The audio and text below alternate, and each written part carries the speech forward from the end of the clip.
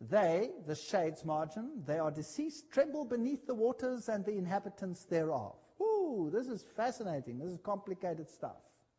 In the first one over here, dead things are formed from under the waters and the inhabitants thereof. So, dead things are down there. The Revised, now the deceased tremble underneath the waters. So there's something like hell or purgatory or something. The NIV, it gets more blatant. The dead are in deep anguish, those beneath the waters and all that live in them. Wow. So now we have somebody burning down there in purgatory. So the NIV, again, teaches a totally unbiblical doctrine. King James, the Lord knoweth how to deliver the godly out of temptation and to reserve the unjust unto the day of judgment to be punished. Look what the NIV says. Unrighteously for the day of judgment while continuing their punishment. What have we got here? You know, these Bibles are disgusting as far as I'm concerned. They are disgusting. They are teaching a totally different doctrine here.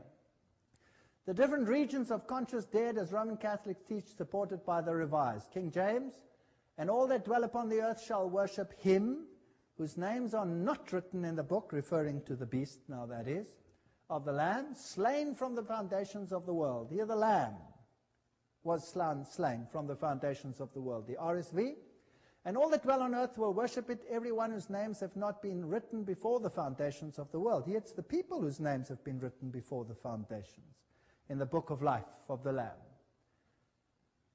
The King James in 1 Corinthians 15:3-4 says, he rose again on the third day. The Revised said, he hath been raised on the third day. What's the difference between the two? The difference is in the one, he has power within himself to rise from the dead, and in the other one, he gets raised because he's inferior to God. That's the difference. 1 Corinthians 11:24. Very interesting, the Mass. He broke it and he said, take, eat, this is my body which is broken. The RSV, and when he had given thanks, he broke it and said, this is my body which is for you. Do this in remembrance of me. Now we have a host. We have a literal body. So this is Catholic doctrine. That is not.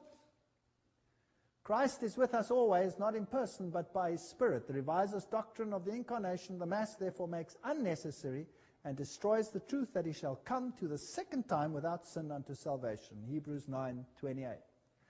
Cardinal Wiseman exalts that the revision movement vindicated the Catholic Bible. Look what he says. When we consider the scorn cast by the reformers upon the Vulgate and their recurrence in consequence to the Greek as the only accurate standard, we cannot but rejoice at the silent triumph which truth has at length gained over the clamorous error. For in fact, the principal writers who have avenged the Vulgate and obtained for it its critical preeminence are Protestants. Wow. I wonder whether they were Protestants. I think they were Jesuits disguised as Protestants, because that's what we saw in the previous lecture. And we have similar statements here from the Reverend Thomas.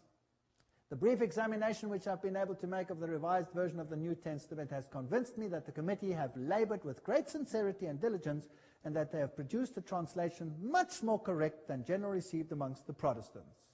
So he says, it is in line with the Catholic version and confirms the correctness of our Bible. There we go, so all these changes have been made. Catholic Magazine claims the revised version is the death knell of Protestantism. Protestantism is going to go. The destruction of their temple, the Shekinah departed from the Holy of Holies. So perhaps it is to be with the English Bible, the temple of Protestantism. It's going to be destroyed. It's going to go. The Reviders had a wonderful opportunity. They might have made a few changes, says the Protestant Journal, but they blew it. They destroyed it. One question I have for you. Is Jesus a liar? King James Version, John 7 verse 8. Go ye up into the feast. I go not up yet unto the feast, for my time is not yet full come. RSV, go to the feast yourselves. I'm not going up to this feast, for my time has not yet fully come.